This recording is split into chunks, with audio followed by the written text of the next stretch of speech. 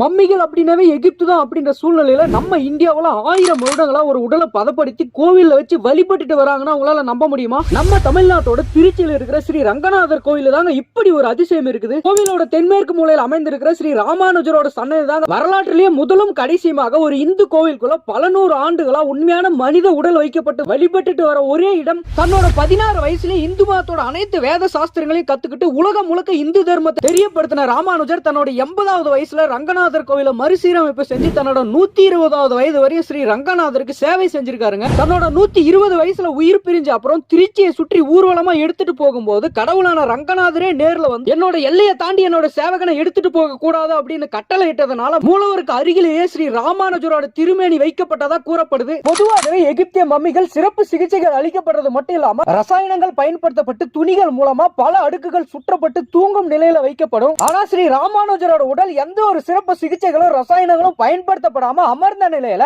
இன்றோ நேற்றோ இல்லைங்க சுமார் 1000 வருடங்களா பாதுகாக்கப்பட்டு வருது. வருஷத்துக்கு 2 முறை கற்பூரம், சந்தனம் மற்றும் குங்குமப்பூ மட்டுமே பயன்படுத்தி சுமார் 1000 வருடங்களா ஸ்ரீ ராமானுஜரோட திருமேனி பாதுகாக்கப்பட்டு வருதாங்க. ரொம்பவே ஆச்சரியப்படக்கூடிய விஷயம் என்னன்னா ஸ்ரீ ரங்கநாதரோட மகிமையால இறந்த 1000 வருடங்கள் ஆனாலுமே ஸ்ரீ ராமானுஜரோட கண்கள் தெளிவாக தெரியறது மட்டும் இல்லாம அவரோட நகங்கள் கூட அப்படியே இருக்குதாங்க. வாழ்க்கையில ஒரே முறையாச்சு ஸ்ரீ ரங்கநாதர் கோயிலுக்கு போயிட்டு இந்த மாதிரி ஒரு அதிசயத்தை பார்த்து ரசிச்சுட்டு வாங்க மக்களே.